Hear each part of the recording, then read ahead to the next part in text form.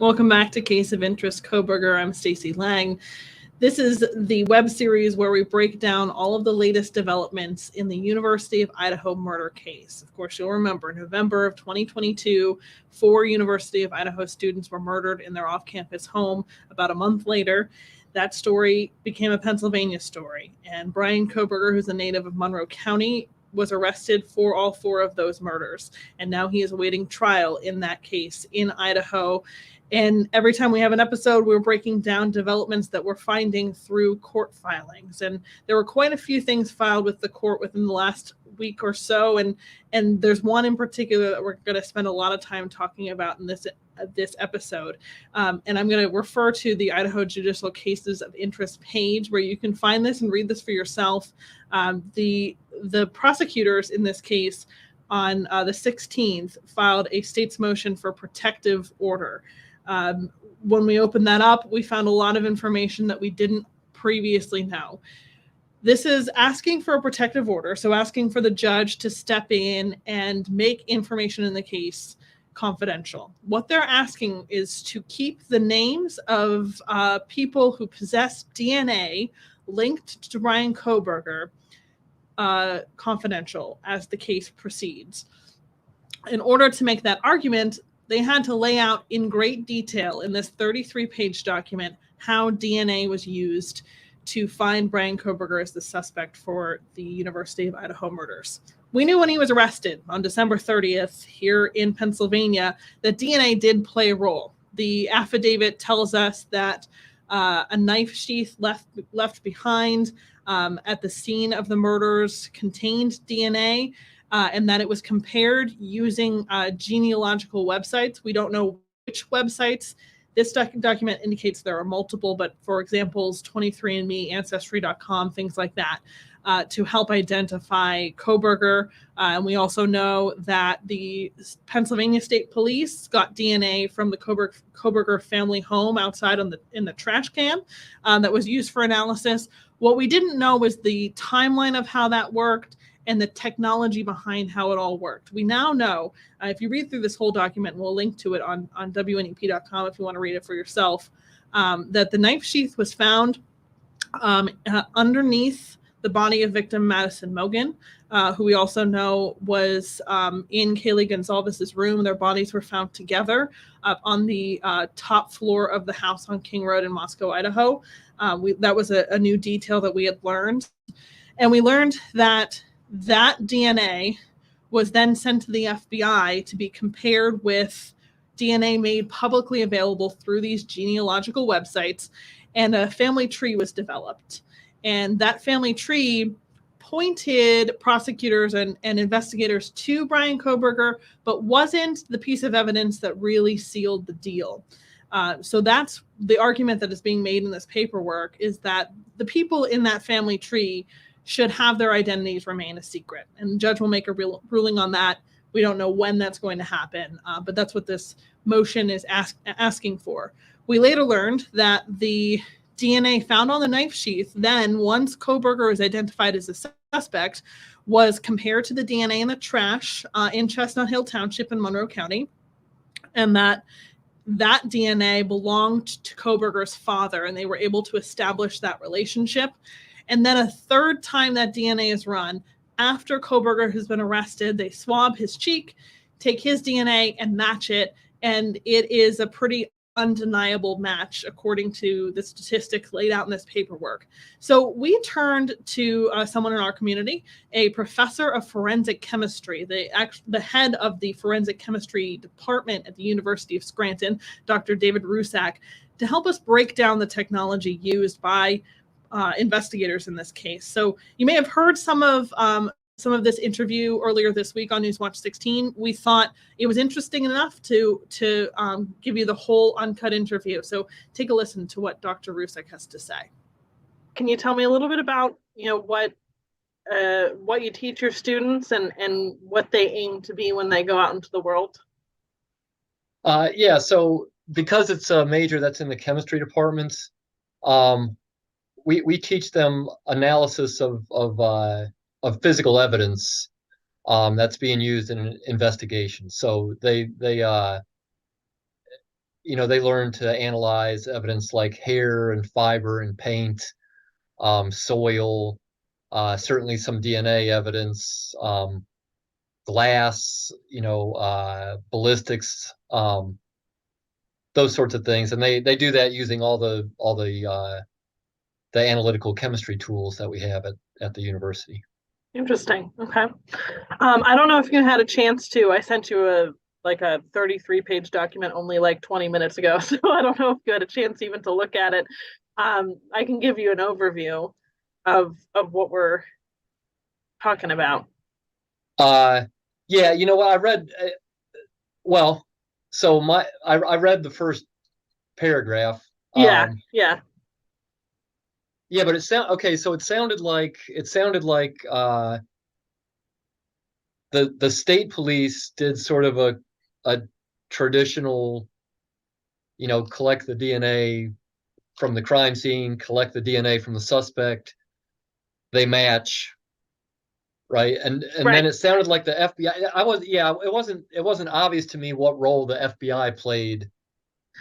Well, and if you go on to read the whole document, they downplay the role that the FBI made in an argument to protect the names of the people in that family tree that were developed. So it sounds like they have the DNA from the crime scene, and in the meantime, before they're able to find a suspect name, the FBI does this, genealogical research, and then because they use that to point them towards who the suspect was.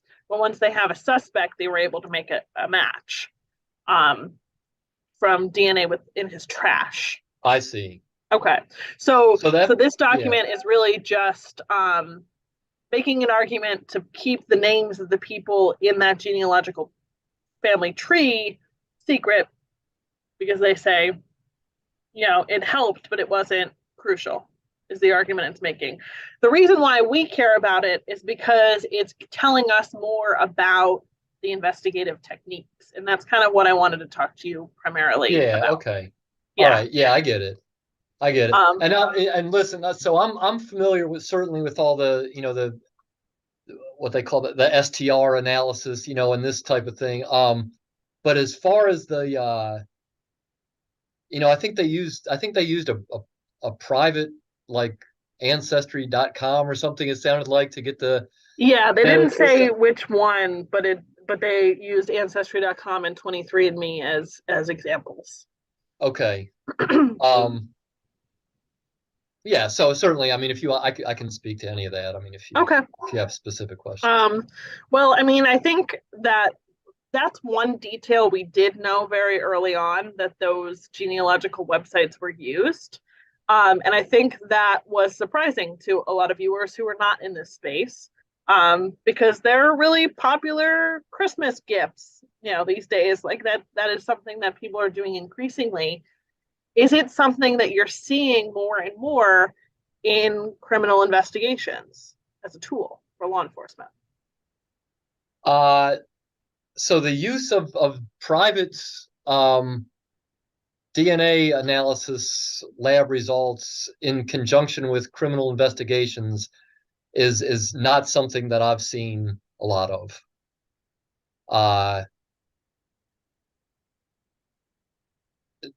No, I certainly don't think that that's a typical first step in trying to identify suspects.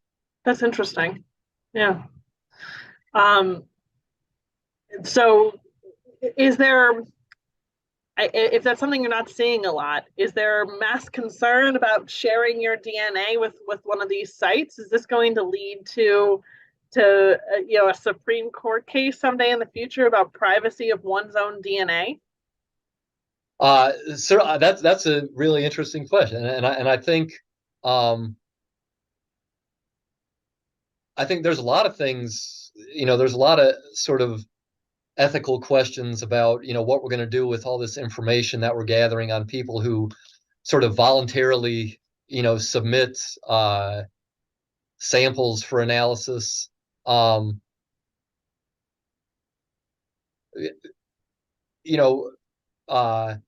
then and people are curious, you know, and there's definitely good reasons, you know, identification of genes that you know that might predispose you to certain, you know, pathology or something like that you might be able to, you know, take steps to prevent. But there's also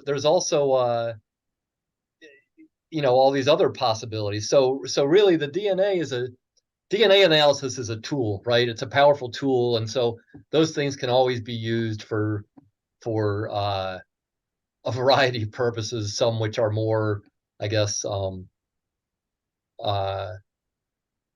ethical than others. Right.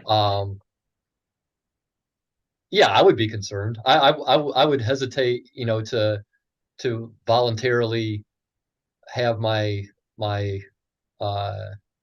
STR profile, you know, on record with anyone. You know, I mean, traditionally those things are required of you know, people who have been convicted of a crime, you know, or sometimes missing persons or some other cases. But yeah, having your DNA profile, you know, stored on a, you know, or available certainly is not a comforting thought to Right. me. STR profile is something I had never heard before today. Is there a Sparks Notes version of how to explain what that is? And I think when people hear DNA was found on a knife sheath at the crime scene, we think, you know, skin cells or hair or something like that. Is it?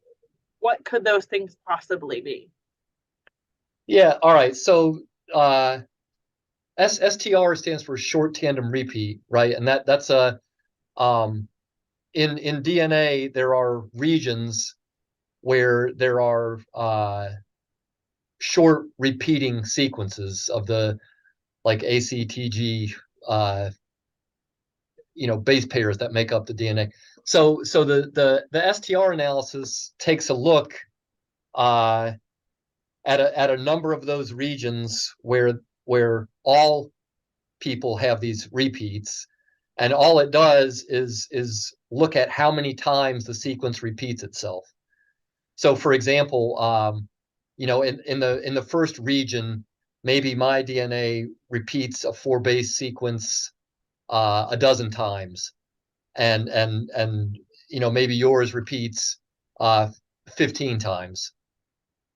So you get a 15 for that location. And then it looks at, you know, at a number of other regions, and all it does is just look at the number of times those bases repeat in each of the regions, typically between like 13 and 20 different regions. And so you get like between 13 and 20 numbers that identify you then as an individual, rather than trying to sequence the whole you know, the whole genome, which would be something like 3 billion base pairs. Okay. Um, and then you know, where does the evidence come from? Yeah, it's becoming easier to collect DNA evidence from smaller and smaller samples, and certainly hair. You know, hair follicles are a great source of DNA. Skin cells are a good source of DNA. And the amplification process is becoming so good that you know, a lot of people think that fingerprints as forensic evidence are going to go away, because anytime you have enough substance to get a fingerprint, you probably have enough to get a DNA profile. Yeah. So yeah, it could be, you know, it could be really easy to collect DNA, and most of the problems are then with making sure that it's a clean sample, you know, a sample from only one individual. Mm. How much has that technology revolutionized forensic pathology and really what you teach your students? I mean, it seems to be so rapidly changing. Yeah, it's I mean, DNA has well, prior to the mid 80s, it was really difficult to do this type of analysis. And then there were, there was a Nobel Prize given for the polymerase chain reaction that made it, really possible to do all these amplifications and things like that. And now, it's become so commonplace that, DNA is being used to, sequences of DNA are being embedded in like works of art to authenticate them. And sequences of DNA are embedded in the ink used on footballs that are used in the Super Bowl, so that if those footballs are sold, they can be authenticated as, so it started certainly as a tool to identify, humans, but it's come so far that now it's being used as a we're using it to identify anything that we want to authenticate. And I think a lot of the applications, are well, there's a lot of applications outside, just criminal investigations. I think that could be used for, and we talk about some of that in our forensic chemistry classes. Yeah, I want to talk stats real quick. I'm just going to pull up this article from CNN that has the quote in that huge document that kind of hits the nail on the head. Let's see if I can find it. Okay, so it says in here, the STR profile is at least 5.37 octillion times more likely to be seen if the defendant is the source than if an unrelated individual randomly selected from a general population is the source. So yes. 5.37 octillion times. Octillion. What does that tell you? All right. So let's put it this way.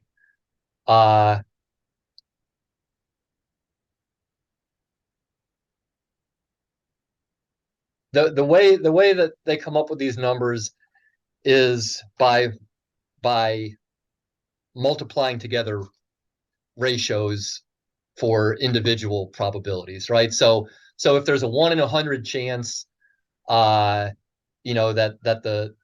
the first number matches, and there's a 1 in 100 chance that the second number matches, then that means that there's a 1 in 10,000 chance that the first two numbers are the same, right? And if you carry that out, and let's see, so a quadrillion, I think, is like 15 or something like that. So if there was a 1 in 10 chance, well, here's a good example.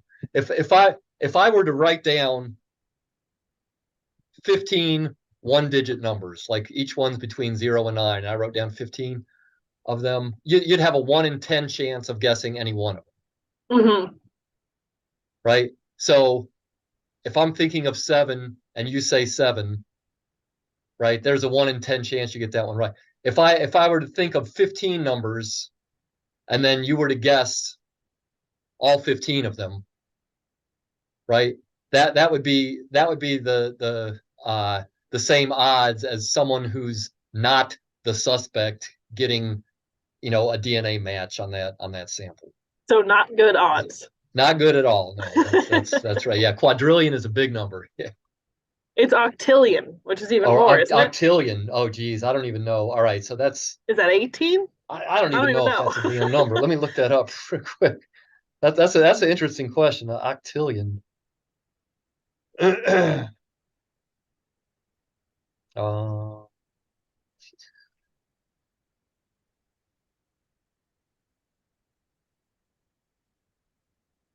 Oh my gosh. A number equal to 1 followed by 27 zeros. 27 zeros? 27 zeros. Wow. Yeah, so right. So I was underestimating. So you'd have to guess. Still the same analogy, but with 27. Yeah, you'd have to guess 27 of those numbers in a row. Yeah. It's So are those, like, from your perspective, are numbers like that thrown out there because it, not saying it's wrong, but it sounds good to a jury that's pretty convincing evidence? Yeah, it's funny when you deal with jury, because if I were to talk to a jury, I wouldn't talk about octillions, or whatever the number is, just because I think that that's almost an incomprehensible number. Right, it is. There's about 6 or 7 billion people under. So there we're talking, that's 10 to the 9th. So look, I think it's fair to say that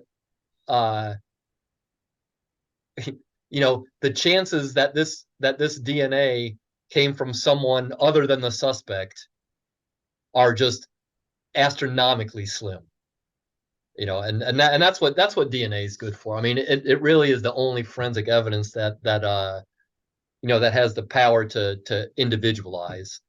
Almost anything else that you collect, you can do blood types and enzyme assays and all this, but there's still a reasonable chance that someone else could match.